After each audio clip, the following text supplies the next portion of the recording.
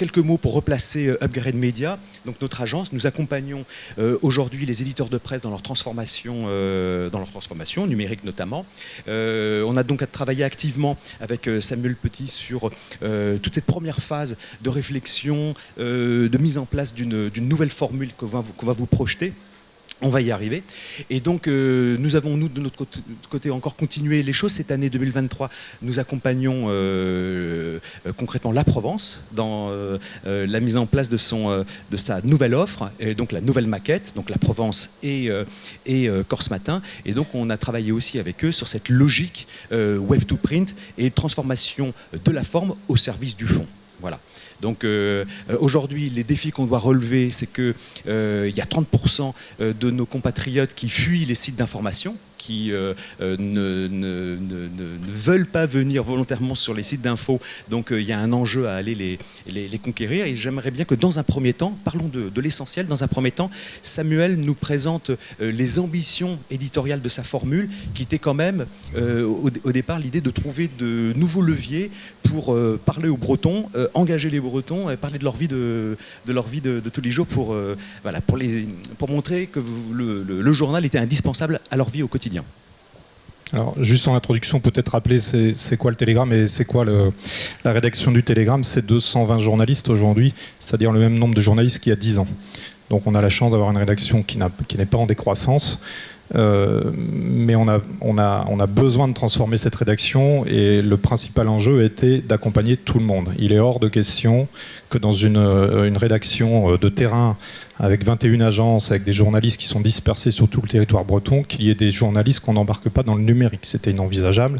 Et le modèle social du Télégramme qui n'a pas fait de plan social.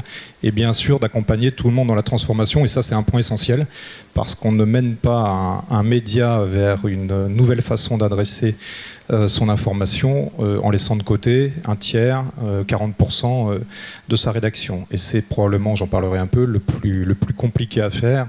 Les ordinateurs, les écrans, les réseaux sociaux, on saura toujours s'en servir, mais le management humain et la compréhension par nos journalistes du projet, c'est finalement le plus difficile. C'est en ce sens qu'on a été accompagné par David et d'autres.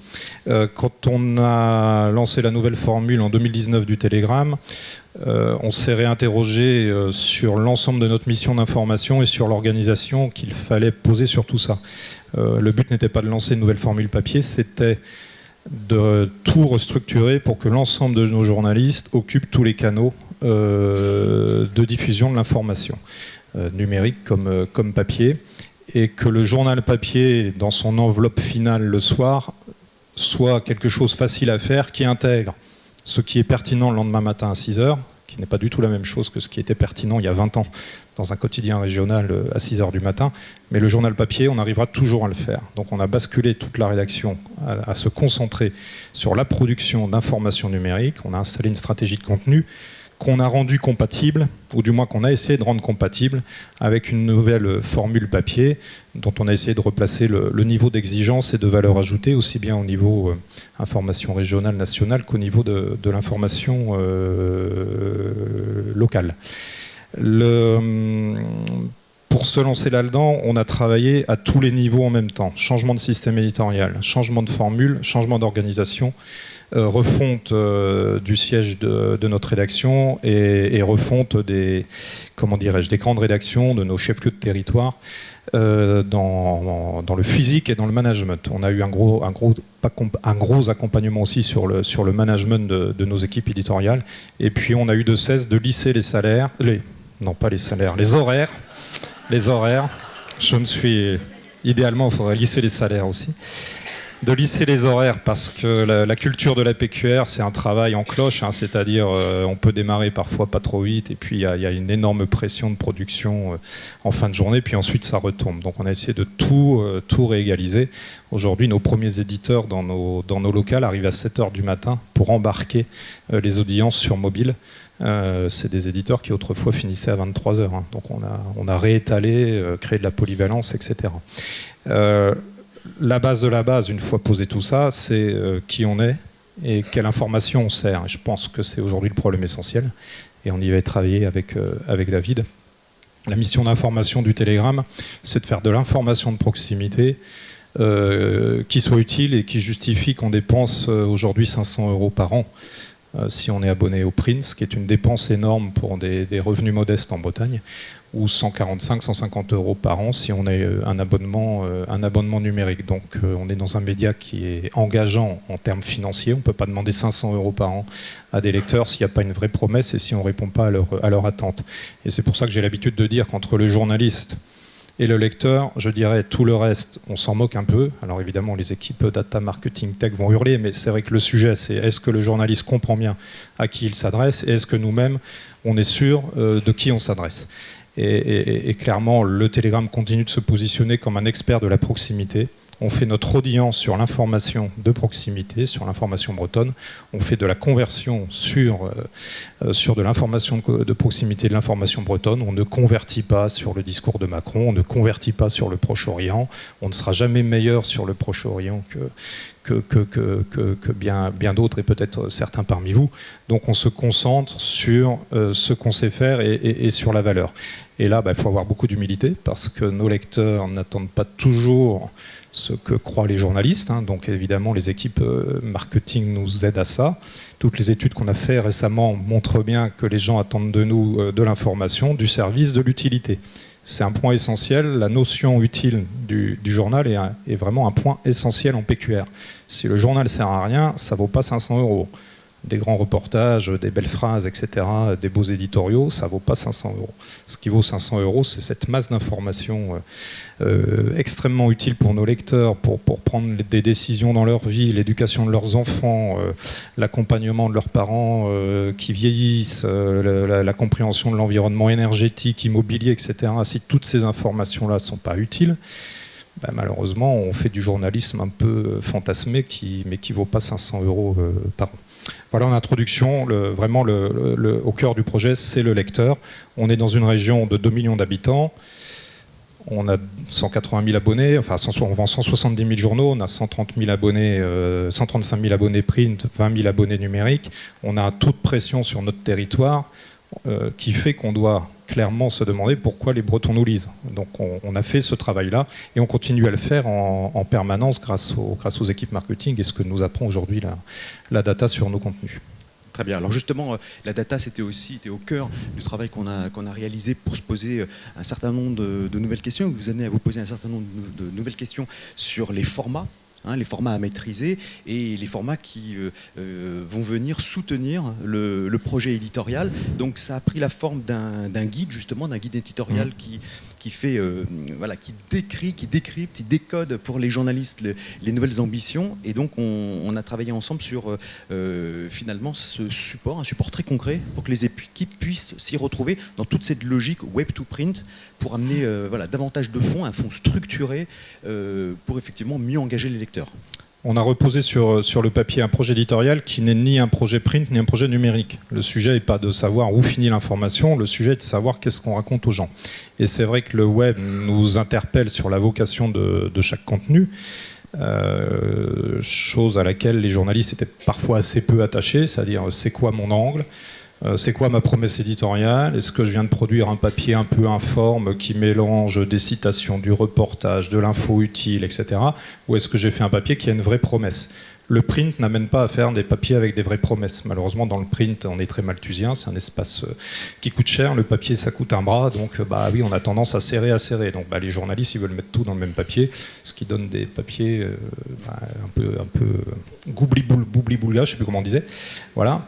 Le web, non, c'est toute une autre stratégie de contenu. Donc on a travaillé à ça et on a installé ces contenus dans le tunnel de conversion, c'est-à-dire on a amené chacune de nos équipes qui ont les yeux vissés sur les audiences, mais aussi sur la conversion et l'engagement, de se dire quelle est la vocation de ce contenu. Et c'est vrai que c'est une question que se posent quand même assez peu les journalistes, moi le premier. Ce que je viens d'écrire, c'est pour qui, c'est pour quoi faire, à quelle promesse éditoriale ça répond. Sans tomber dans le côté un peu, putassier, comme disent certains, des fausses promesses éditoriales. Il n'y a rien de pire sur un site payant que les papiers à fort référencement, mais dont la promesse est quand même un peu tragique. Nous, on ne peut pas rentrer là-dedans, on est trop cher pour faire ça. Par contre, sur des sujets d'expertise de proximité ou d'expertise régionale, on peut décliner toute une série de contenus dont on peut clairement dire celui-là, c'est un contenu gratuit qui va aller chercher les 50 000 Finistériens ou Costarmoricains sur ce sujet important de la mobilité dans le pays de Saint-Brieuc. Et puis peut-être qu'on va trouver de la data qui fait mal et qui fait mal aux élus et qu'on va mettre gratuite aussi. Et puis derrière du témoignage, et puis derrière peut-être des débuts de solutions, des projets urbanistiques sur lesquels on a l'exclusivité et où là on va dire aux journalistes bah, ça c'est votre vraie valeur, donc vous le mettez en payant. Et donc que la construction de chaque sujet se fasse dans le cadre du tunnel de conversion. Ce qui amène ensuite à se poser si on passe par les réseaux sociaux pour aller chercher certains types d'audiences, dont on sait qu'on va chercher des audiences qui convertissent peu, donc est-ce qu'il faut passer beaucoup de temps sur les réseaux sociaux? Enfin, toutes ces questions-là sont posées. Ce qui est fondamental, c'est qu'on a vraiment amené les équipes de terrain à s'emparer de ça. Penser que c'est depuis du siège 3 cerveaux au marketing et 2 à la rédaction qui transforment ça, malheureusement, c'est pas vrai. C'est parce que j'ai eu la chance d'être accompagné par une rédactrice en chef chargée des locales, Anne Burel, qui a vraiment contribué à la transformation de nos équipes. On a fait un accompagnement du management éditorial. On a installé les outils d'audience, de conversion, d'engagement dans les rédactions. Ces outils-là sont ouverts à tous. Donc voilà, les journalistes doivent accepter que selon la façon dont on aborde un sujet, on fait 300 vues, on en fait 500 000. Voilà. Et puis ils doivent comprendre quels sont les sujets qui ont amené à ce que sorte une inscription, un email, sorte idéalement la carte bleue. Ils ont compris que la carte bleue n'arrivait pas tout de suite. C'est-à-dire que les lecteurs, il faut les prendre par la main, il faut leur rendre service, il faut être récurrent, il faut suivre de manière très précise chaque sujet dans un environnement concurrentiel. On est en concurrence avec le journal Ouest France, donc évidemment ça oblige. Donc on doit être les meilleurs sur les sujets dont on sait qu'ils vont faire de l'audience et transformer, donc on crée de l'expertise. Nos journalistes doivent comprendre à quel moment les gens rentrent dans ce tunnel et finissent par prendre goût à cet usage du téléphone mobile, parce qu'on n'a pas encore prononcé le mot, mais aujourd'hui le point d'entrée pour les nouvelles audiences et les nouveaux abonnés, c'est clairement le mobile. Le lancement de notre nouvelle appli il y a 3 mois le montre bien, c'est par le téléphone mobile et notamment l'application qu'on va chercher les usages récurrents et qu'on va chercher la conversion. Tout à fait. Alors je pense qu'un point très important que tu as soulevé, c'est effectivement l'entonnoir de conversion et le fait que pour réussir à mettre en place une stratégie de journalisme qui amène à la conversion, il faut effectivement clairement assigner des objectifs à son contenu. Donc éviter d'avoir un article un peu fourre-tout, mais d'assigner clairement des objectifs à son contenu. Ça veut dire des objectifs d'audience, de partage pour les réseaux sociaux ou de conversion. Et effectivement, là, je vous projette des éléments où ce guide éditorial permettait aux équipes de bien comprendre quelle était la promesse, par exemple, d'un pour-contre ou la promesse d'un format un peu plus pédago, explicatif, parce que finalement, le fait d'amener le journaliste à se poser les questions que les gens se posent, c'était déjà la garantie d'avoir un contenu qui réponde aux problèmes du breton, aux problèmes des gens d'ici. Et on a souhaité que le numérique ne soit pas l'ennemi du print, parce que depuis longtemps, dans les rédactions, et je ne sais pas si c'est le cas dans les vôtres, si vous êtes issus de rédaction, on a considéré le numérique comme un danger, alors que c'est une chance inédite d'aller dire ce dont on est capable, dire quel type d'information on peut adresser à notre cible. On n'a jamais eu ça dans l'histoire de l'information, de pouvoir toucher autant de personnes et de montrer ce qu'on sait faire. Donc c'est une chance énorme. Je vais dire peut-être un petit mot sur les formats, tu as raison. Oui. On a en fait adapté le journal papier au format qu'on demandait pour le web. Et en évitant double travail, c'est-à-dire qu'on n'est pas obligé de faire 12 000 signes sur le web. 12 000 signes dans le papier, ça ne marche pas, mais sur le web, ça ne marche pas non plus. Par contre, on a essayé de faire converger ces formats-là dans le journal papier, ce qui a amené à rendre du muscle aussi au journal papier. Tu as montré des pages où on a des pour-comptes, des portraits, enfin voilà, que ces formats du web finalement trouvent une place avec assez peu d'adaptation dans le journal papier. Donc on va vraiment de la promesse numérique vers un journal papier qui embarque les promesses les plus fortes qu'on a faites pour le numérique. Et quand je dis que le numérique n'est pas l'ennemi du papier, sans trahir de secret économique, mais aujourd'hui le secteur de Bretagne où on performe le mieux, et je ne dirais pas où, c'est un endroit où la diffusion print est stable, ce qui aujourd'hui est inespéré, si je puis dire, dans un environnement concurrentiel fort, où les audiences sont à plus 25, plus 30, je parle des audiences locales, hein, des papiers d'information locale, je ne parle pas du Proche-Orient ou de Macron, et où la diffusion numérique est à plus 25. Donc ça montre bien que le numérique n'est pas l'ennemi du print. C'est un endroit où on a réussi à installer la temporalité de l'information de 7h à 23h, l'information locale je parle, hein. Donc d'embarquer les gens par de l'info hyper servicielle le matin, de l'empathie, beaucoup d'empathie, etc. D'être les premiers sur l'info parce que, comme je vous le disais tout à l'heure, on a un concurrent, donc c'est vrai que c'est le premier qui tire, qui prend le crédit éditorial sur cette info-là. C'est celui qui prend les audiences. C'est celui qui prend les conversions et c'est peut-être celui qui vend le journal le lendemain. Quand dans une ville bretonne, Ouest France sort le premier une information ou nous, les gens le voient sur le web, lisent cette information et se disent le lendemain matin, si je veux en savoir plus ou si je veux garder un peu une trace papier de cet événement aussi fort ou de ce scoop, qu'est-ce que je fais ? Je vais acheter le média qui a été le meilleur sur le web. Le numérique est vraiment au service de freiner l'érosion du print, on en est convaincu. Très bien. Et est-ce qu'on peut revenir sur ce dossier premium, bien sûr, oui. Des soucis pour trouver un dentiste? La diapo, il y a les... Oui, voici. Alors comme on copie beaucoup en Bretagne, on s'inspire un peu de Netflix pour faire les vignettes de nos... On est comme les Coréens et les Chinois. Pour faire les vignettes de nos dossiers. Parce que là, je vous parle beaucoup d'informations locales, mais le crédit du Télégramme, c'est d'être le journal des Bretons. Donc on veut... vraiment expliquer aux Bretons comment leur société se transforme, ce qu'elle devient, d'où elle vient, pourquoi elle doit se transformer, etc. C'est pas simple. Et donc on a travaillé sur des stratégies d'enquête où on essaye vraiment de structurer l'enquête autour de la temporalité du numérique et autour de contenus qui ont vraiment une vocation bien spécifique sur le numérique.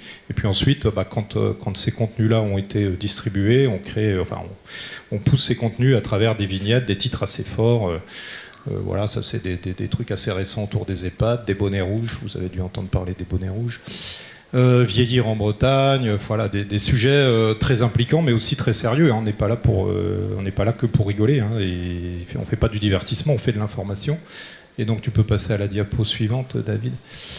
Ça c'est un sujet récent sur les dentistes, comme partout en France, en Bretagne, on a un vrai problème d'offre dentaire qui est presque catastrophique dans certains secteurs, catastrophique avec 30-40% de la population qui n'est plus en mesure d'aller voir un dentiste. Donc on a fait un dossier autour de ça, et vous voyez les formats, il y a des formats gratuits, il y a des formats payants, et on essaye vraiment d'avoir ces contenus-là qui ont des vocations différentes. Le témoignage, le fact-check, la data, on ne voit pas, mais clairement la data c'est a priori le moteur pour de l'audience. Le chiffre fort, c'est le truc qui va imprimer très vite, les gens savent encore compter, donc un chiffre fort, ça amène très vite de l'audience. Si c'est de la data en profondeur, comment dirais-je, avec énormément de recherche, etc., ça peut être du payant évidemment, mais quand c'est le chiffre fort qui pose tout le dossier, c'est du gratuit. Le témoignage, on essaie souvent de le mettre en gratuit, là on l'a mis en payant, il y a souvent des témoignages forts. Un fact-check, on le met en gratuit. Puis ensuite, tout ce qui va être expertise, valeur ajoutée, solution, etc., ça va basculer en payant. On ne dit pas que la recette est impeccable. Ensuite, on débriefe, on regarde ce qui s'est passé. On est parfois surpris, ce qui devait marcher n'a pas marché. On est surpris par le fait que c'est un papier inattendu qui fasse de l'audience. Je dirais peu importe, l'essentiel c'est d'essayer de comprendre si on amène du monde dans un sujet aussi impliquant, ça serait quand même affolant de ne pas amener du monde sur un sujet aussi fort. Et puis ensuite on débriefe et on regarde, donc on compte les conversions, c'est-à-dire qu'on regarde comment chacun de ces articles se situe dans une session qui s'est achevée sur une conversion pouvant être un achat à 1 euro à la journée, un abonnement pour un an, un abonnement pour un mois, etc. Et puis on regarde les audiences et puis on essaye d'avancer avec ça. Dans cette démarche, ce qui est intéressant aussi, c'est qu'au départ, l'idée c'était d'appeler à témoigner les abonnés. Et ça, c'était pour vous une première. Et donc, on s'était orienté, on en avait parlé, hein, c'était de s'orienter sur l'abonné. Et ça avait plutôt... ça marche plutôt bien. On appelle nos abonnés à construire l'information avec nous. C'est-à-dire, vous avez vous-même un problème d'accès à des soins dentaires. Vous nous le racontez. On utilise vos témoignages parce que ça permet d'avoir des témoignages localisés partout en Bretagne de personnes jeunes ou moins jeunes qui ont des soucis de soins. Et on s'appuie sur ces témoignages pour orienter l'enquête, pour éventuellement aller dans une commune où des abonnés nous ont signalé que c'était catastrophique. Et puis ensuite, on valorise la place de l'abonné, c'est-à-dire qu'on les fait témoigner sur le web et dans le journal, et donc ça a toujours du poids de donner la parole à ces lecteurs. Et puis ensuite, on s'adresse à eux par email, c'est-à-dire qu'on fait un email de remerciement, on leur envoie le contenu de l'enquête en priorité. Très bien. Et là, on voit le résultat dans la page. Ça a bien été pensé numérique, mais on retrouve quelque chose de qualité dans la le double print. page, on l'a fait, je dirais, pas sans se poser de questions, mais on a gardé 4 angles sur les 8 ou 9. Les formats étaient prêts, les indications de lignage aussi, et puis la double page, c'est le produit final. Et parfois, la double page, elle sort 8 jours après l'enquête web. C'est pas le sujet, on s'en moque.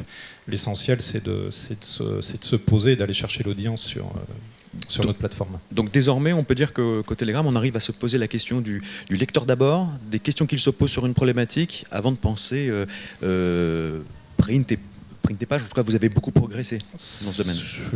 Oui, alors il y a encore une grande partie du chemin à faire, parce que en presse locale, on produit énormément, on produit 800 articles par jour. Voilà, des articles de petite information, monosources, qui ont de la valeur malgré tout. Dans une rédaction de 220 journalistes, on produit des choses aussi dans l'information dont on n'est pas sûr de la vocation, y compris dans le journal papier. Et ce n'est pas un sujet simple pour nous de faire le deuil de certains types d'informations. On est quand même au service du monde associatif, on est au service du monde culturel, du monde politique, on est un médiateur, donc on met dans le journal des choses qui contribuent au lien social, à la compréhension de l'environnement local, mais qui ne sont pas toujours des contenus de rêve.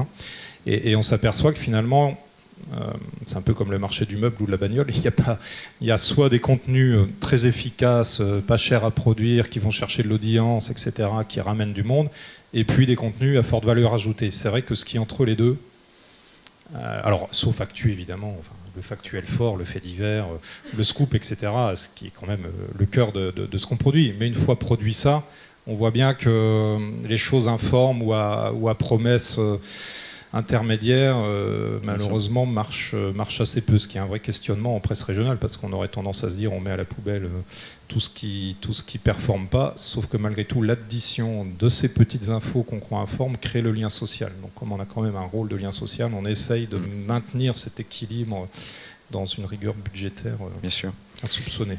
Là, on voit sur le mobile l'enjeu de bien maîtriser effectivement les formats, notamment celui sur lequel on avait travaillé des protagonistes pour mettre l'accent sur les acteurs qui font l'actualité. Et on voit ensuite sur les réseaux sociaux l'enjeu de mettre en avant le plus important pour les gens, donc le fameux chiffre clé dont tu parlais, parce que finalement, il ne suffit pas de produire le meilleur contenu, le plus concernant. Ensuite, il faut aussi en faire la meilleure promotion.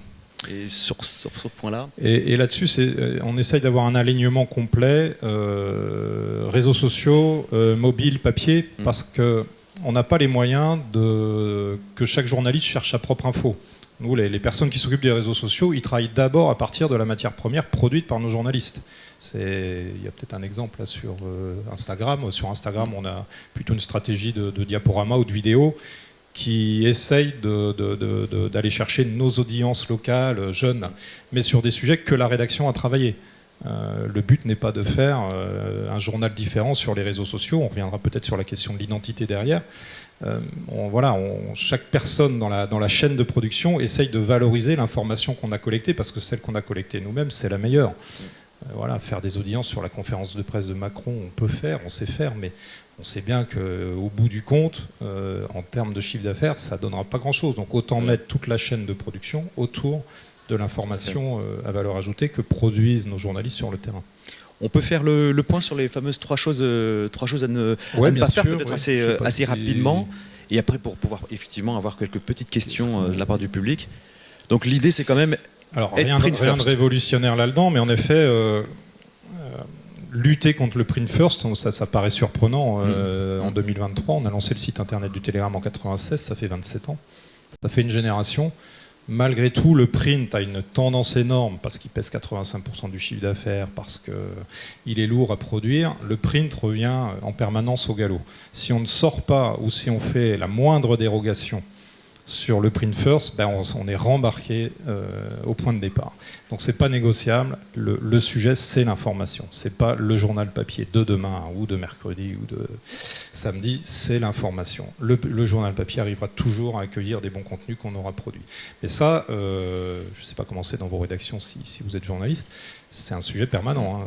Il faut vraiment laisser le print se faire plus tard et tout seul, on y arrivera toujours. Ouais, il faut être concentré sur le contenu. Ensuite, alors ça, c'est la dimension sociale de notre projet, c'est que on a une obligation d'employabilité de nos journalistes. Voilà, nos journalistes doivent pouvoir évoluer, se former, être employables sur le marché du travail et pas qu'à 30 ans. Et on compte sur nos journalistes de plus de 40, plus de 45 ans pour être acteurs de tout ça. Et on est surpris par la bonne compréhension que peuvent avoir des journalistes quinquagénaires de la bord d'information sur le web. C'est pas réservé aux moins de 30 ans, la compréhension de tout ça. Donc de se dire on fait une croix sur les plus de 45 ans, ils n'y arrivons pas, sauf à avoir des moyens monstrueux, ce qu'on n'a pas. Non, il faut embarquer les plus de 45 ans. Ils sont ravis d'être embarqués à la condition de les manager comme il faut, de les sortir des ornières dans lesquelles on les a parfois nous-mêmes amenés. Mais il faut embarquer évidemment toutes les générations. Très bien. Et le dernier point, c'est effectivement la data qu'on ne doit pas oublier pour stimuler les équipes. C'est vrai que dans des entreprises où la data, c'est un peu... La data était parfois réservée aux équipes marketing, à la direction, etc. Et puis c'est les gens qui ont la data qui savent, donc on a tendance à la protéger. Les chefs sont contents, ils savent un truc que ne savent pas les autres, ça donne du pouvoir. Non, la data, il faut l'ouvrir totalement. Nous, on a mis Taboola dans toutes les rédactions. On démarre les réunions avec Taboola sous les yeux, locales, les réunions locales. La data, elle doit être partagée par tous. Si un article ne fait pas de conversion, si un journaliste a fait 0 abonnement dans sa semaine, on va quand même pas ne pas lui dire. Enfin,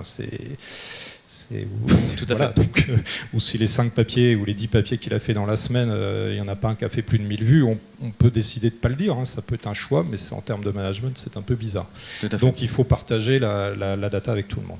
Voilà. Et alors justement, pour nous, c'est vraiment un point essentiel chez Upgrade Media. Effectivement, dès lors qu'on accompagne, là c'est un exemple que je vous montre pour l'un des éditeurs qu'on accompagne, où on a projeté sur ce graphique de la DataVis, hein, c'est les 14 000 contenus qui ont amené à la conversion. Les points jaunes, ce sont ceux qui ont effectivement particulièrement bien fonctionné, et il est important que les rédactions comprennent finement ces fameux clusters, qu'est-ce qui marche, quelles sont les thématiques, et derrière ces petites grappes que vous voyez, il y a des thématiques, parce qu'aujourd'hui on est capable de les regrouper et d'identifier ce qui engage moins. Et point important, c'est que lorsqu'on pousse plus loin cette fameuse data au service de la rédaction, là vous avez 2 graphiques qui démontrent, on ne va pas rentrer dans le détail, mais on est capable d'identifier ces contenus qui effectivement font du clic mais pas de recirculation, versus ces contenus qui font peut-être un peu moins de clics mais qui engagent énormément et qui font de la recirculation. Donc là, ce point-là est vraiment important à intégrer si on veut effectivement changer les mentalités. Et dernier petit point, justement, on voit bien effectivement qu'il y a plusieurs enjeux liés au design, à la promesse, au format et à la structure, si on veut pouvoir effectivement changer en profondeur son offre éditoriale. Ce qui n'est pas simple en termes de design, parce que déjà en PQR, on n'est pas toujours les rois du design. On a la chance d'avoir été aidé par Grégory Leduc là-dessus. Là, on travaille vraiment à l'alignement total de la marque, réseaux sociaux, plateformes mobiles et journal papier. Le design de la marque est ce que dit la marque, parce que si on a une conviction en presse régionale, c'est que l'identité est quand même le principal moteur du chiffre d'affaires. C'est parce qu'on produit des choses qui ont de l'empathie, qui sont proches des gens, parce que le titre est identifié autour de ça, qu'on arrive à faire des affaires et à vendre du journalisme payant. Donc cette question d'identité, il faut bien qu'elle trouve une forme graphique, et que quand on lit sur le web, quand on lit sur le papier, on se dit « Ah oui, je suis bien au Télégramme, je ne suis pas à Ouest France, je ne suis pas au Monde, je suis bien au Télégramme ». Il y a vraiment un alignement entre la forme et la promesse éditoriale. Mais c'est pas simple, parce que les développements print et les développements numériques, le design numérique et le design print sont des choses difficiles à faire converger. Est-ce que vous avez une question ou des questions à poser à Samuel? Oui. Bonjour. J'aimerais savoir comment vous rendez visibles les données au quotidien du travail de la rédaction.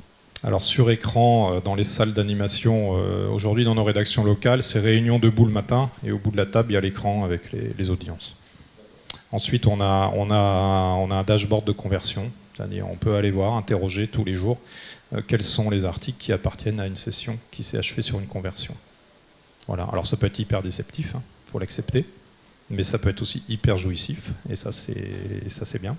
Mais voilà, c'est basique, et puis après chaque cadre a accès aux interfaces et donc et communiquer toutes les données à ses équipes.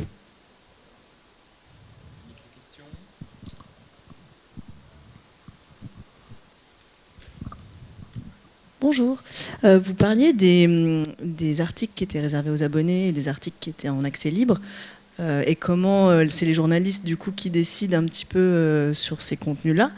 Et je voulais savoir en termes de part des articles payants et part des articles gratuits, et vous étiez à combien à peu près en pourcentage? On est entre 65-35 ou 60-40 à peu près, 35-40% de contenu payant. Ok. C'est le sujet le plus difficile aujourd'hui, de savoir ce qui crée de l'usage, mais qui a assez peu de valeur, mais qui malgré tout permet aux gens de venir tous les jours, gratter une petite information. L'information est assez faible, est-ce qu'il faut la mettre derrière le paywall? On n'est pas sûr. Et puis ce qui crée vraiment de la valeur. Comme on produit 800 articles par jour, on a de toute façon une règle de base qui rend payant ou gratuit chaque article. Ensuite, à chaque éditeur, en lien avec le journaliste ou son encadrant, de choisir le critère payant ou gratuit. Après, quand on se lance dans des dossiers locaux, dans des stratégies de contenu comme celle que je viens de vous présenter, là, c'est en structurant l'enquête ou les articles qu'on attribue une vocation à chacun d'entre eux. Okay. Et vous avez un enjeu d'augmenter ces pourcentages ou vous pensez être arrivé au bon équilibre? Aujourd'hui, nos équipes marketing travaillent là-dessus, de bien comprendre où devrait être le curseur, mais comme vous tous, on s'interroge aussi sur des paywalls avec un temps de gratuité, et puis on ferme quand les audiences augmentent. Enfin, de toute façon, on a tout essayé en 15 ans, il faut être honnête. On a tous fait bouger les curseurs avec plus ou moins de succès.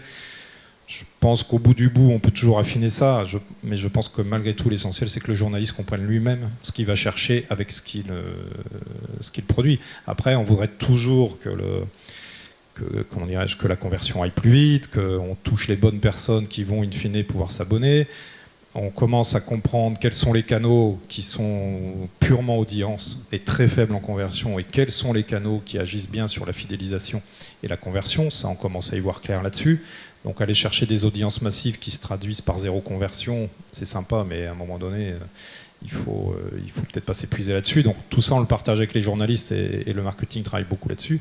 Mais de notre petite place vue de Bretagne, on n'a pas de science infuse là-dessus. Et puis la data analyse, c'est compliqué, ça nécessite tous les outils que vous connaissez et qu'on met du temps à mettre en place en presse régionale, et on commence à bien avancer là-dessus. Mais je pense qu'il faut d'abord des convictions avant de changer la règle tous les matins, Parce que changer la règle avec des journalistes qui ne la comprennent pas, ou imaginer que les journalistes ne seraient pas acteurs de ça, c'est dommage. Après, la règle, on peut la faire fluctuer, mais il faut au moins que les journalistes se disent pourquoi je travaille.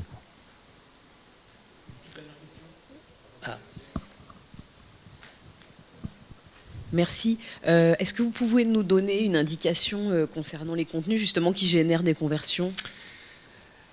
Le fait divers. Voilà, mais le fait divers, c'est quelque chose d'aléatoire qui survient. Voilà, on ne peut pas parier sur les faits divers pour faire des affaires. Malgré tout, le fait divers, c'est important, et on défend le fait divers au Telegram. Le fait divers bien traité, de proximité, qui aide la société à absorber les chocs qui de toute façon arrivent, c'est fondamental. Donc le fait divers, ça marche bien traité, le rebond sur fait divers. Et ensuite, ce qui marche, c'est vraiment ce qui est impliquant. C'est-à-dire les sujets où les lecteurs font partie prenante de l'information, ou sont concernés par l'information parce que ce qu'on leur apprend va changer leur quotidien, pas leur vie, je vous rassure, mais leur environnement proche, leur environnement de travail, l'environnement de leurs enfants, enfin voilà, tout ce qui va les toucher de près. C'est ça aujourd'hui qui convertit.